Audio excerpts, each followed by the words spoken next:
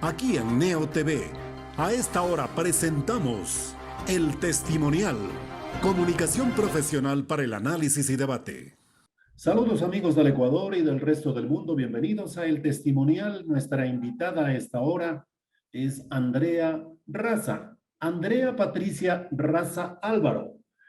Es una capitalina, nació en Quito en julio del año 1985 y le hemos invitado porque precisamente queremos visibilizar a aquellos ecuatorianos y ecuatorianas que destacan tanto en el país como en el exterior y que muchas veces los grandes medios de comunicación les ignoran, y por el hecho de que les ignoran no significa que no existan, que no entreguen un gran aporte al país.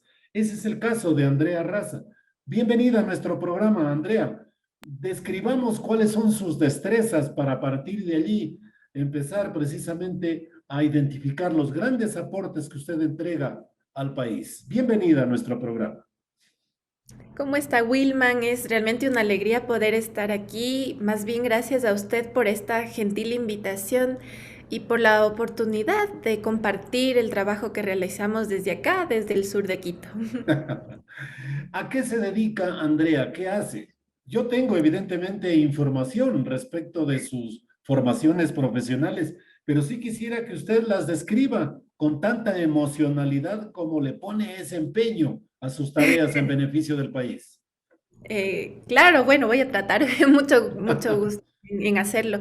Bueno, actualmente yo estoy trabajando como coordinadora del programa de educación del talento musical en el INEPE, que es un proyecto comunitario aquí al sur de la ciudad de Quito, donde tenemos una experiencia de educación alternativa, ¿sí? De formación no tradicional, dirigida a niños, niñas, adolescentes y sus familias que provienen de sectores vulnerables de Quito, ¿no? ¿Qué es el INEPE? El INEPE significa Instituto de Investigación, Educación y Promoción Popular del Ecuador. Como les decía, es una organización comunitaria. Este año justo vamos a cumplir 36 años de vida institucional, por así decir, en este trabajo por los sectores más desfavorecidos. Es decir, Entonces, no es una ONG, Andrea. no, no es una ONG, tampoco es una fundación, como a veces también se la puede confundir. Está registrada así como una organización comunitaria, pues ha ido creciendo a la par de la comunidad donde se inserta y con Ok. quien hace el trabajo todos los días. Y su punto operativo es el sur de la ciudad. Ajá, estamos ubicados al suroccidente a 3.100 metros de altura, un poquito Ah, más arriba del casco urbano, qué en maravilla. el barrio La Dolorosa del sector de Chilibulo. O sea que son de gran altura. Estamos ahí al pie del cerro. ¿Quién les financia? ¿Cómo es el asunto? ¿Quién motivó aquello? ¿Cuáles son sus precursores, sus filantrópicos que Ujú. precisamente apoyan? Claro que sí. Bueno, como le comentaba, ya estamos por cumplir 36 años. Ya en la década de los 80, pues hubo un grupo de jóvenes educadores, de educadoras populares. En ese grupo estaban mis padres, mi padre y mi madre, quienes con este grupo de sus compañeros y compañeras hacían trabajo de educación popular, no solo aquí en la ciudad de Quito, sino en varias comunidades del país. ¿Qué significaba alfabetizar? Sí, alfabetizar, sobre todo enseñar a leer y escribir a los sectores indígenas, afroecuatorianos, aquí en los sectores vulnerables Que haya también, montones que no acceden a la educación regular por distintas razones de por pobreza, digamos. razones, sobre todo de pobreza, de acceso por limitación de Mm, recursos qué bien, económicos. qué bien. Dentro de este trabajo también de educación popular hacían obras de teatro, títeres, entonces para motivar, ¿no? De acuerdo, de A, acuerdo. a las personas que participaban. Entonces es así que reciben una invitación de una vecina del sector de La Dolorosa, donde estamos ubicados, para justamente hacer esta alfabetización a los moradores. Muchos de ellos no habían ni siquiera terminado la primaria. Entonces es así. Y que no son visibles para el Estado, Andrea. Así es, así es. Entonces, realmente por iniciativa propia se reunían en esa época universitarios, ¿no? Estudiaban en la mañana y educaban en las noches. Todo en buena Ahí voluntad, todo en todo en buena iniciativa. voluntad. Así es, así es. Por ese compromiso de realmente buscar una transformación social por medio de la educación y desde el pueblo, pueblo, por así Qué decirlo. chévere, qué chévere. Ajá. Entonces es así como la vecina les invita acá a La Dolorosa, no había todavía agua potable ni luz eléctrica. Y las personas que participaban de los talleres iban llevando a sus hijos e hijas porque no tenían con quién dejarlos, ¿no? Claro, no, Entonces, ajá, tampoco había la posibilidad del adoctrinamiento político. No no. ese era el objetivo. Ujú. Entonces, ahí comienzan a ver que sus niños y niñas también estaban aprendiendo con esta metodología y filosofía distintas que aportó Paulo Freire, este educador brasileño, Brasileño, sí. ajá, que en los 70 sobre todo difundía esta pedagogía de la esperanza, esta pedagogía de la pregunta, esta pedagogía del oprimido también, para buscar, como decía, una forma diferente de hacer educación, ¿Y cómo es esa reconocer. metodología que Ujú. Paulo Freire inspiraba en Brasil y que luego irradió a América Latina? Sí, era una metodología y pedagogía enfocada sobre todo en el sujeto de aprendizaje, en el educando, por así decir. Es una pedagogía que se centra en la construcción colectiva de conocimientos, que no pone como al maestro como una persona todo y al estudiante como alguien que no sabe nada, que es lo que él Y pasivo. criticó, y pasivo, que es lo que él criticó como la educación bancaria, ¿no? Exacto. Sino que se tome en cuenta el contexto del educando, se tome en cuenta sus necesidades, sus preguntas, por eso se parte de preguntas generadoras, de sus intereses, de sus vivencias para generar talleres significativos para ellos y ellas y de esa manera vivir una educación donde todos nos vemos en igualdad de condiciones, donde yo también como educadora aprendo de mis estudiantes porque vienen con un bagaje vivencial increíble. Claro, Entonces, comparten puedo. experiencias, ¿no? Exactamente, y es un profundo respeto porque si bien yo aporto como educadora, como profesional en este campo, también el albañil, la costurera que vienen a alfabetizarse me aportan con su saber, Claro, pues yo no sí. lo poseo. Entonces, por eso Esa decía, es la gran diferencia entonces entre la educación formal y la educación que ustedes con la metodología de Paulo Freire plantean. Es decir, así el es. profesor no es pues un monumento del conocimiento infinito, Ujú, así es, así es. Todos nos educamos entre todos, mediatizados por el mundo, decía Pablo pero Freire. siempre hay un sendero pedagógico que va marcando precisamente el objetivo final, que es educar. Es educar, y una educación no solo de la mente, sino sobre todo del corazón y del espíritu también, podríamos decir, ¿no? Qué bien. Ajá, entonces es así como se recreaba esta metodología y en La Dolorosa y en esta experiencia que tenían educando y donde participaban los niños y niñas, surge pues esta idea de hacer una escuela para niños y niñas, porque veían que esos niños y niñas también estaban aprendiendo, siendo respetados, que no les pegaban, o sea, porque todos ellos en este sistema de educación en esa época muy agresivo también, ¿no? Sí, Que les sí. maltrataban. Entonces, de ahí Facultado muchas veces por los padres. sí, sí, sí. Entonces, de ahí nace como esta idea de por qué no se hace también una escuela diferente para niños y niñas.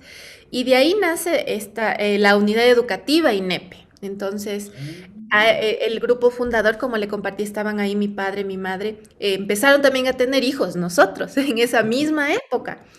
Y dijeron, ellos decían, nosotros también queremos para nuestros hijos e hijas una educación diferente. Entonces es así que nace la escuelita en esa época, la escuelita, jardín y escuela en esa época, La Dolorosa, donde tenían el reto de recrear esta metodología de Freire, que era sobre todo dirigida a adultos, pero ahora recrearla con niños y niñas. Entonces ese también es el gran aporte que hace el INEPE a la Y eso sociedad. implicó una adaptación del adulto hacia la población etaria menor de edad también. Ajá, totalmente, como compenetrarse, conectarse, sintonizarse con los niños y niñas. Entonces Ahora, nosotros, esta partecita institucional, ¿cómo quedó del INEPE?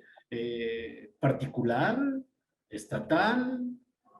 Porque eso también, ¿cómo visibiliza el Estado a la organización de ustedes en términos de ese contexto legal para poder operar y darle rienda suelta a ese gran ánimo y esfuerzo de ustedes por apoyar la educación popular marginal del país?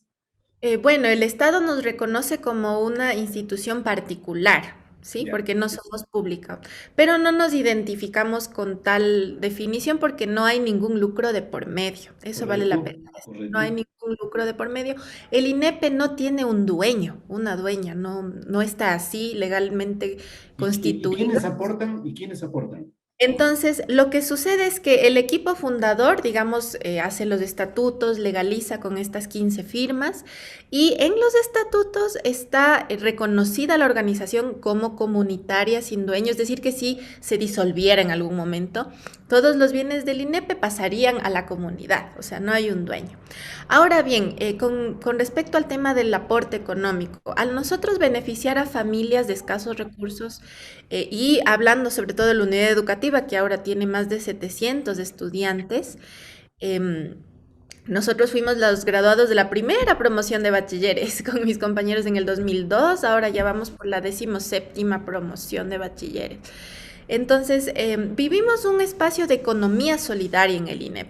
¿Qué quiere decir? Que el dinero no es un limitante para que las familias que desean acceder, pues, y que no tengan los recursos, vemos nosotros otros modos de que puedan aportar, no solo económicamente. Entonces, vivimos espacios de trueque también, donde muchos Correcto. padres, madres que no tienen cómo pagar, pues con su saber, también con su tiempo, con su energía, aportan en actividades que la Claro. institución pueda necesitar. Para Por poder ejemplo, financiar el lápiz, el papel, la computadora, el pizarrón, etcétera. así es, entonces la huerta orgánica ha sido uno de los espacios donde más apoyo hemos recibido de los padres y que sobre todo es un laboratorio al aire libre, que decimos que también, por supuesto, aquí antes del COVID, cuando íbamos con los niños y niñas desde los más chiquitos a sembrar, tienen su metro cuadrado donde hacen sus observaciones, donde miden los ángulos de su espacio, sacan, yo tengo una hijita que ahora también está en el INEP y venía, me emocionaba cuando me decía, mami, mira, venía trayendo su lechuga, Qué sus lindo. zanahorias del huerto. Entonces, tienen este contacto, tenemos, ¿no? Con la tierra. ¿Y el huerto es grandecito? ¿Está adjunto a la unidad educativa? ¿Qué Y espacio tiene? es más, es grandecito, tenemos como 4 puestos de invernadero, donde empezamos con el tomate orgánico. Ahora también hay terrazas, se está recuperando el suelo porque frente al INEPE hay un bosque grande, son más o menos 320 hectáreas de bosque que hace algunos años, no recuerdo exactamente, pero serán unos 6 años, se logró, el INEPE junto con el barrio, se logró que se reconociera a este espacio como reserva ecológica. Entonces, es un gran parque, siempre ha estado sembrado por eucaliptos, pero en estos años se han recuperado en varias especies nativas con los estudiantes, los vecinos, los padres, y se ha recuperado el suelo, porque usted sabe que el eucalipto erosiona bastante el suelo y le hace Sí. no muy fértil. Entonces, se han recuperado en esta parte del bosque, el suelo se ha recuperado y se han hecho terrazas, ahí se cultivan también quinoa, alberja, kiwi, entonces... Pero Eh, eso no es de ustedes, sino que es parte de este proceso de protección de la sí, naturaleza que les permitieron el acceso a ustedes. exacto. Pero la comunidad le nombró al INEPE como administrador de todo esto. Ya. Entonces, es así que también estos productos se utilizan para la venta, es decir, siempre se Llegan a pone los a la, mercados. a la venta más interna porque no es una producción masiva. Pero, por ejemplo, las familias van pasando la voz de decir, mire, necesito tanto de tomate, tanto de kiwi, tanto de zanahoria, y tenemos como ese mercadito que no es tan grande, ¿no? O sea, yo Entonces, podría ir igual y hago el sí, pedido anticipadamente. así No es es. que encuentro el producto ya. No, no, si usted, por ejemplo, yo le puedo mandar cada vez que nos mandan, dice, tenemos tales productos, usted me dice, yo necesito 1 kilo de tanto, 1 kilo de tanto. Y, Interesante. ajá, Todo entonces ahí orgánico, todo producido 100% orgánico, de cien por primera ciento línea. orgánico, saludable. Los estudiantes de secundaria elaboran el bokashi y el compost orgánico también como parte de su materia de bioquímica.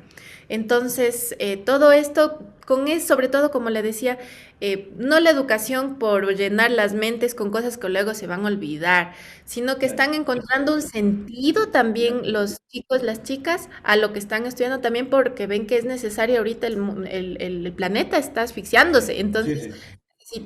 siempre estamos preguntándonos, ¿qué necesitan ahorita aprender nuestros chicos, nuestras chicas? ¿Cómo pagan al profesorado? ¿Cómo se Es incorporan los docentes, Andrea? entonces, aquí vamos a un punto también, estábamos hablando de la solidaridad, de la economía solidaria. Entonces, en el año más o menos 95, 96, que la escuela ya estaba creciendo, si nosotros ya estábamos de quinto, sexto grado más o menos, ya pues había más niños, más niñas, se requerían más profesores y el INEP pues en esta línea de la educación popular también a la par comienza este proceso de formación docente a sus profesores, profesoras. Eh, Desde ya le hago la más cordial invitación cuando ya vayamos retornando al INEP, que lo pueda conocer. Usted verá cuando nos visite que somos un equipo mayoritariamente compuesto de mujeres. Y sobre todo mujeres, compañeras que hace muchos años eran amas de casa, vendedoras, muchas de ellas jefas de hogar, que han encontrado también en el INEP un espacio de formación. Ahora ya son licenciadas, algunas magísteres y de sectores populares. Qué bueno, Entonces, qué bueno. mejoran su calidad de vida, han mejorado su calidad de vida, la de sus hijos. Entonces, en esta época que le comento del año 95, 96, nos visita una compañera que tenía algunos contactos en Europa. Entonces, conoce la experiencia y comenta a los compañeros y compañeras del consejo que ella conoce a quienes estarían muy interesados en apoyar al INEP, porque ya, como le digo, comenzamos a crecer y no es que las familias podían pagar unas mensualidades altas, ¿no? Claro, y para la década de los 90 ya tenían unos 300 alumnos, quizás. Un poquito menos tal vez, pero después sí hubo un boom. Y Entonces, entonces la cooperación internacional aparece. entonces tenemos este lado de la solidaridad internacional. Comienza esta relación con la organización francesa Pactage, que pues empieza, conocen, viajan, ¿no? Vienen acá. Yo recuerdo cuando nos visitaron, vieron con sus propios ojos el trabajo que se Claro, estaba haciendo, deciden apoyar la institución por medio de este sistema de apadrinar a los niños y niñas. Entonces qué ellos bueno, allá realizan campañas motivando a las personas qué a dar de bonito. su bolsillo, por así decir, Claro, a la claro, educación de un niño, una niña o apoyar al proyecto. Entonces es así perfecto. que desde este año hasta la fecha actual se mantiene esta cooperación, esta solidaridad que se ha ampliado a otras organizaciones que nos apoyan también. Comparte, tenemos en Barcelona. Open Hands es una organización chiquitita en Estados Unidos que nos aporta también. Y One Action en Suiza, que ha sido también en estos años un enorme aporte porque han venido, como le digo, pienso que eso es lo más valioso también, y han palpado, han sentido, han trabajado con nuestros niños y niñas también a través del voluntariado. Eso vale la pena decir que muchas de las actividades del INEP que realizamos son voluntarias. Por ejemplo, todas las labores de dirección, de coordinación no son remuneradas. Entonces, como le digo, no es el motor, el dinero el que nos mueve, sino este profundo compromiso de que verdaderamente estamos generando procesos de transformación profundos en el tejido social. Entonces es así como vamos poco a poco operando y trabajando día a día en este proyecto tan hermoso. Qué maravilla. ¿En dónde entra la música? Ujú. ¿Dónde entra la música? Bueno, desde el inicio del trabajo popular, como le decía, en el equipo fundador del INEP, que ha estado presente también el arte todo el tiempo a través del teatro, de la música, tenían compañeros músicos muy, muy fraternos. Y ya dentro del trabajo educativo, siempre el arte ha sido un eje transversal y muy, muy importante en el trabajo Sí, sí, educativo. sí, sí. Desde que yo tengo uso de razón, pues desde que estábamos en la escuela ahí en el INEP, haciendo las manualidades, las figuras, los cofrecitos, las alcancías con el engrudo, el papel periódico, la danza, todos los años es algo, por ejemplo, que este año de pandemia nuestros estudiantes han extrañado tanto, porque siempre cada Navidad tenemos un gran programa donde todos los niños, niñas, jóvenes preparan un baile, una danza, recuperando los ritmos tradicionales nuestros y dialogando con ritmos de fuera también. Entonces, siempre ha estado presente el teatro, la pintura. Entonces, mientras yo estudiaba en el INEP con mis compañeros y compañeras, mis padres decidieron también que yo pueda seguir con una de mis primas el conservatorio. Entonces, nos inscribieron en el Porque conservatorio. había una vocación propia también de ustedes. Seguramente sus padres tomaron la iniciativa, ¿no es cierto? Que no, no tanto, porque yo en alguna vez le pregunté a mi mami, le digo, ¿y qué te motivó A a ponerme inscribirte allí. ahí? Porque yo era chiquita, yo me acuerdo que era chiquita, entonces ella me dijo que ella siempre quiso ser balletista cuando era chiquita y que como no había oportunidad, pues luego se dedicó a revolucionar, porque yo digo, mi mamá es una persona muy visionaria y Sí. decía que ella siempre sabía que el arte era indispensable para una formación integral, entonces que le había escuchado a una de sus amigas decir que su hijo estaba estudiando música y le gustaba, una muy buena compañera de mi mamá, y por eso como que se motiva, y luego con mi papá a inscribirme, y después cuando yo era más grande ahí mi mamá me dijo, ¿y si te gusta, si quieres seguir? Entonces, A la sí, hora que me pregunta.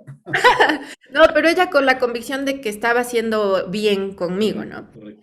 Entonces, y es lo que ahora también en el programa del talento decimos, es un regalo que los padres dan a sus hijos realmente, no Ya. es una imposición.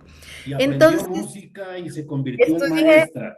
sí, estudié ahí 13 años, me gradué del conservatorio como pianista y básicamente cuando estaba cursando mis últimos años del colegio en el INEPE, eh, yo tenía 14, estaba en cuarto curso.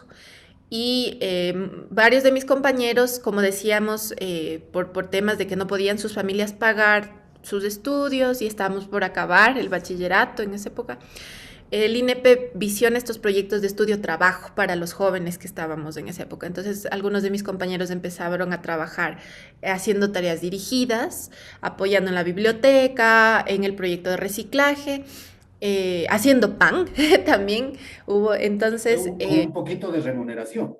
claro, Significativo. entonces eso decía, entonces decían, apóyenles, porque nosotros ya estábamos en la secundaria y ya venían, y estaban los niños en la primaria, algunos que necesitaban refuerzo. Correcto. Entonces decían, bueno, en lugar de contratar a alguien, ustedes mismos Claro. refuercen. Y esa Entonces, metodología se mantiene hasta ahora. sí, sí, totalmente. Chévere. Entonces, en el caso de mi prima Gaby y yo, que estábamos en esa época en el conservatorio, decíamos, bueno, nuestro proyecto estudiantil queremos que sea hacer un club de música para los niños, las niñas chiquitos. Claro, nosotros muy inocentemente, debo decir, queríamos enseñarles del pentagrama, leer las notas, o sea, pura teoría musical. Cuando nuestra primera experiencia con los niños que se apuntan al club, que se apuntaron, era chuta, que solo querían jugar, querían cantar, querían Claro, moverse. claro. Entonces, debo decir, Wilman, que ahí nació como mi interés, esa experiencia fue porque yo cuando era pequeña quería yo ser concertista, pero esa experiencia de vivir con los niños que estaban ahí, chiveando, por así decir, y empezar a ver entonces, ¿qué hacemos para motivarles y hacerles mover? Un violín para controlarlos. Ajá, fue ahí que me nació esto de, qué interesante trabajar con los niños y trabajar la música con los niños y niñas. Y de ahí nació el primer coro del INEP, el primer coro Ya, infantil de esa chévere, experiencia, que es la semilla del programa de educación del talento musical.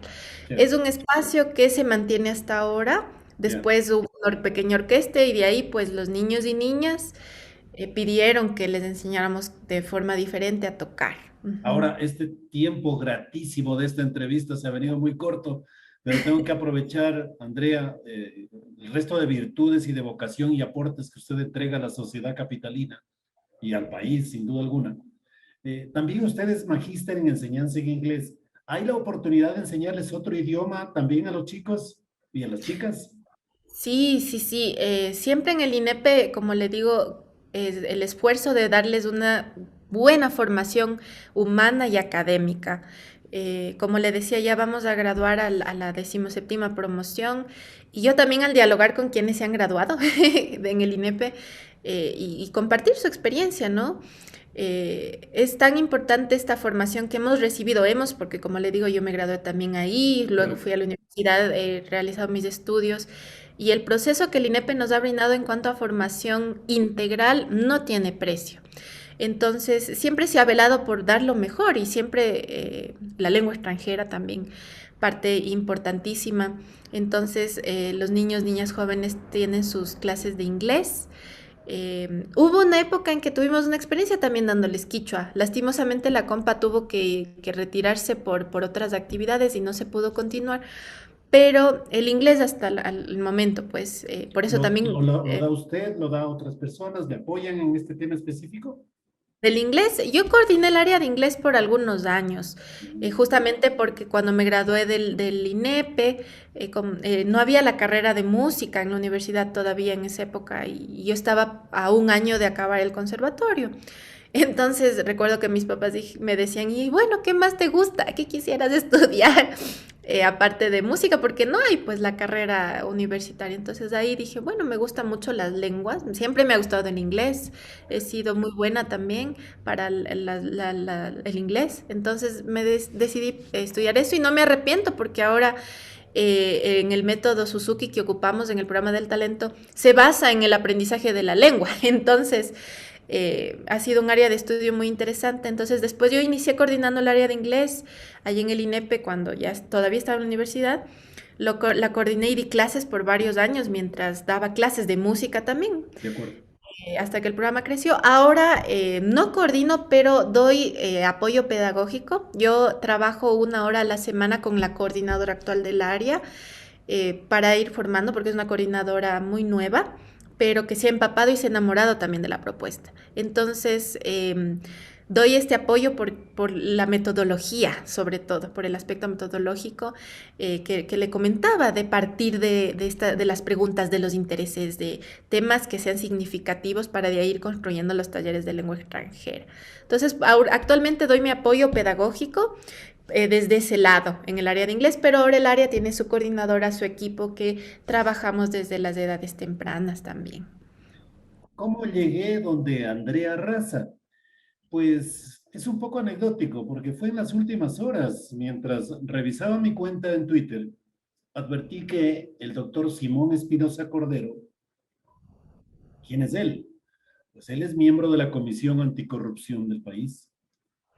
En su momento fue mi jefe en CIESPAL. Él era editor de la revista Chasqui de CIESPAL, del Centro Internacional de Estudios Superiores de Comunicación para América Latina, CIESPAL. Y yo era el coeditor, yo le apoyaba a Simón. Simón, por cierto, tiene una trayectoria jesuita, 17 años fue sacerdote hasta que luego se separó por motivos de amor con su esposa. Entonces, a Simón Espinosa lo conocemos y de pronto Simón publica en Twitter de que conocía a Andrea Raza y que era importante abrirle un espacio para visibilizar a esta ecuatoriana valiosa que hoy nos ha dado una oportunidad maravillosa que yo le agradezco a Andrea de haberle conocido y que a través de usted pueda mostrarse al país a través de nuestro sencillo programa que hay ecuatorianos y ecuatorianas que entregan un gran aporte al país. Andrea, yo quiero agradecerle y naturalmente abrirle un espacio permanente para que usted tenga la posibilidad de difundir las distintas tareas y beneficios que prestan a la nación. Muy amable, Wilman. Realmente ha sido un gusto enorme el haber compartido estos minutos con usted. Agradecerle por esa generosidad de abrir las puertas para compartir este trabajo. Yo digo muchas veces sí, silencioso, pero muy, muy tenaz, con mucha convicción, con mucho compromiso. Y agradezco por poder hacer visible este tipo de trabajo que no es solo mío, sino es el fruto de un esfuerzo comunitario, un esfuerzo común de muchas personas que estamos alrededor de este proyecto. Gracias a usted por su gentileza en la invitación. Muchas gracias a Andrea Raza en su participación aquí en nuestro programa El Testimonial. Hasta pronto, Andrea. Hasta pronto. Hemos presentado El Testimonial, transparencia de la verdad. De lunes a viernes desde las 18:30.